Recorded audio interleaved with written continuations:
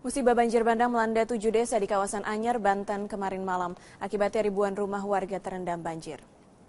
Ketinggian air yang melanda 7 desa mulai berangsur surut dan saat ini ketinggian air sekitar 1 meter.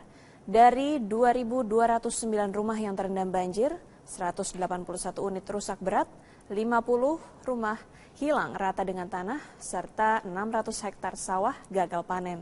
Hingga saat ini masih dilakukan pemadaman listrik untuk mencegah adanya korsleting listrik. Warga juga masih bahu-membahu membersihkan rumah dan mengamankan barang berharga untuk dibawa ke tempat yang lebih aman.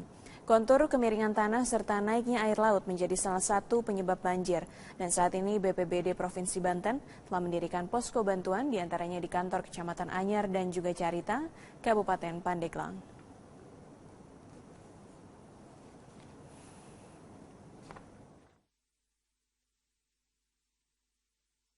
Pemirsa, banjir bandang yang terjadi di Anyer, Banten mengakibatkan 4 orang tewas. Hingga kini upaya evakuasi longsor masih diupayakan oleh pihak BPBD.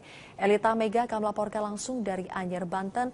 Elita, apakah proses evakuasi sudah bisa diupayakan?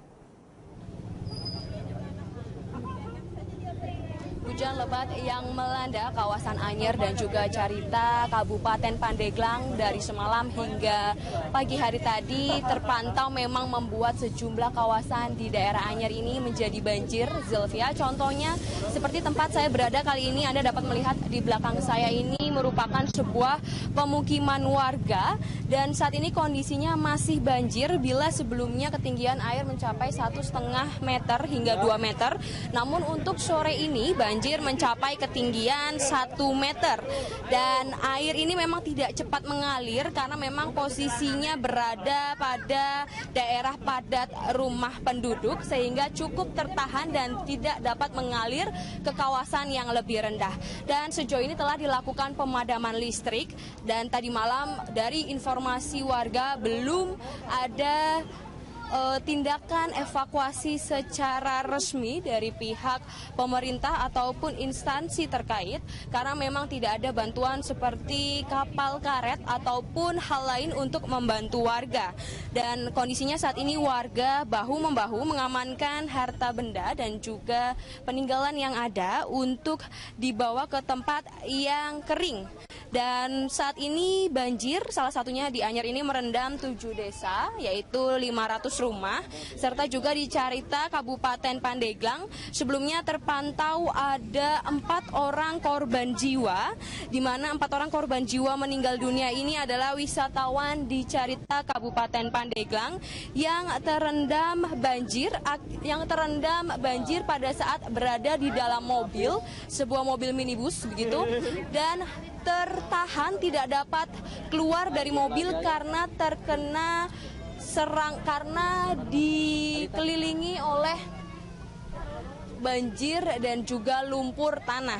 Dan saat ini kondisinya dari pantauan kami sudah ada beberapa posko-posko bantuan. Di antaranya tak jauh dari lokasi tempat saya berada ini sudah ada posko bantuan di Kecamatan Anyer. Dan juga dari informasi bahwa BPBD juga telah mendirikan posko bantuan di titik Carita Kabupaten Pandeglang untuk membantu memberikan logistik ataupun bantuan seperti selimut dan juga tempat peristirahatan bagi warga untuk dievakuasi. Zilvia. Elita Mega melaporkan langsung dari Anyer, Banten. Pemirsa, sebuah benda menyerupai wajan raksasa ditemukan warga saat menggali pondasi di dalam sebuah masjid di Batang, Jawa Tengah. Temuan benda menyerupai wajan raksasa di dalam masjid yang tengah dibangun ini membuat warga sekitar gempar.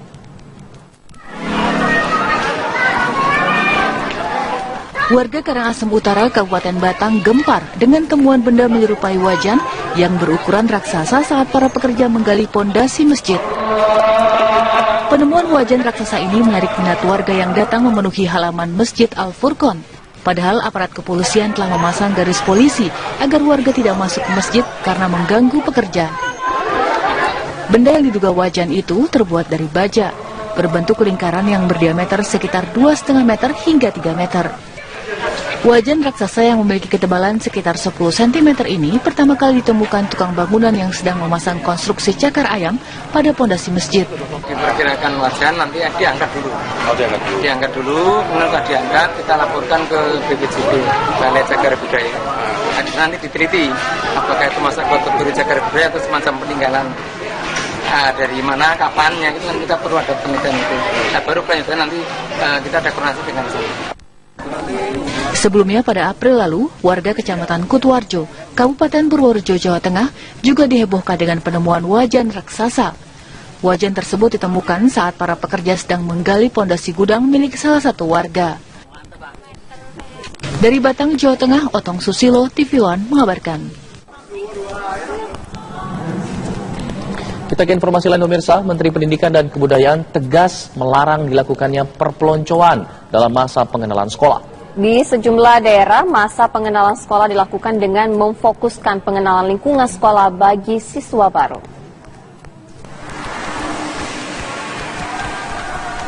Menteri Pendidikan dan Kebudayaan dengan tegas melarang sekolah melakukan perpeloncoan pada murid baru mengingat rawannya terjadi aksi kekerasan dan bullying. Di Dumai, Riau, sejumlah sekolah tetap melaksanakan masa pengenalan sekolah namun tidak disertai praktek perpeloncoan. Seperti di SMK Taruna Persada Dumai, masa orientasi dilakukan dengan lebih menekankan pada upaya pengenalan lingkungan sekolah bagi para siswa baru. Dan untuk mengawasi pelaksanaannya, masa pengenalan sekolah juga tidak dilaksanakan oleh organisasi intrasekolah semacam OSIS, melainkan oleh kalangan guru di sekolah tersebut.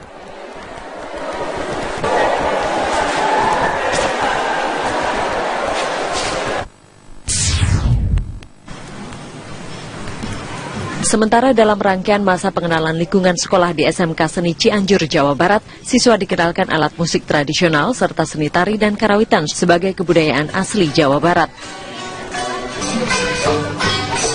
Siswa-siswi baru dikenalkan alat musik tradisional seperti kecapi dan juga suling.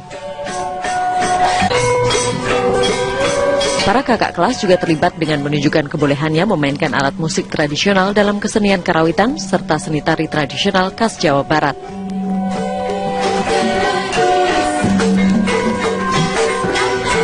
Sekolah Menengah Kejuruan Seni Salakadomas yang berdiri sejak tahun 2014 tersebut tahun ini menerima lebih dari 30 siswa baru. Dari Riau dan Jawa Barat, tim TV One mengabarkan. Pemirsa, petugas imigrasi Belabu Aceh mengamankan 2 pekerja asing berkewarganegaraan Malaysia. Keduanya ditangkap petugas di kawasan tambang emas Sungai Mas, Aceh Barat karena tidak memiliki izin kerja. Dengan menggunakan visa kunjungan wisata, 2 tenaga kerja asing asal Malaysia ini nekat bekerja di sebuah tambang emas. Saat digeledah, kedua pekerja asing ini tidak bisa memperlihatkan paspor sebagai pekerja. Untuk penyelidikan lebih lanjut, keduanya kini diamankan ke kantor imigrasi. Ini bukan pertama kalinya imigrasi Malabo mengamankan pekerja asing. Sebelumnya, sepanjang tahun 2016 ini sudah ada 20 lebih pekerja asing baik dari Tiongkok, Malaysia, India, bahkan Amerika juga sudah dideportasi karena melakukan pekerjaan dengan menggunakan visa kunjungan. Kedua pekerja asing ini akan segera dideportasi ke negara asalnya dan akan diberikan sanksi pencekalan tidak boleh masuk Indonesia dalam jangka waktu tertentu.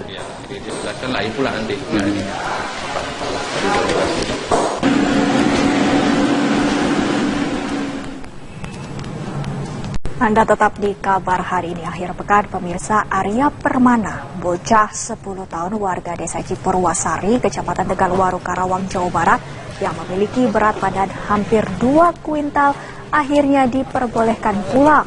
Arya memaksa pihak dokter Rumah Sakit Hasan Sadikin dengan alasan mau sekolah.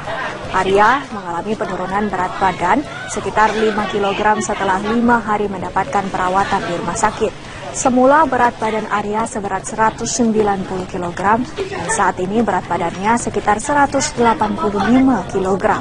Penurunan berat badan Arya ini terlihat dari perkembangan jarak langkah Arya. Arya juga mulai bisa berjalan sebagaimana orang normal, walaupun harus berhenti setiap 15 meter. Perkembangan ini cukup baik bagi semangat Arya untuk sekolah. Bocah yang bercita-cita sebagai masinis kereta api ini semakin semangat masuk sekolah. Pemirsa, kepadatan arus lalu lintas kendaraan terjadi di tol Jakarta Cikampek pada hari terakhir Lebaran Idul Fitri 2016 pada malam hari tadi. Namun, volume kendaraan yang melintas di jalan tol Cikampek kilometer 62 ini masih dalam kondisi normal. Kepadatan kendaraan memang biasa terjadi pada akhir pekan. Antrian kendaraan terjadi pada kilometer 50-an. Kendaraan padat merayap karena banyak yang akan memasuki rest area pada kilometer 47 di tol Cikampek. Sebelumnya banyak yang memperkirakan bahwa di hari terakhir libur Lebaran ini akan menjadi puncak arus balik Lebaran gelombang kedua. Antrian kendaraan juga terjadi di depan pintu tol Cikarang Utama. Menurut pihak Jasa Marga, ada sekitar 47.000 kendaraan yang keluar di gerbang tol Cikarang.